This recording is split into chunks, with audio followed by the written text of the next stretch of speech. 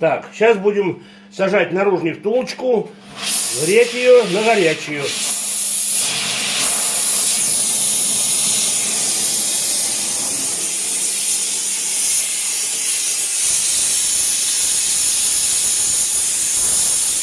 Пропановым резаком. До красна прогреем по кругу.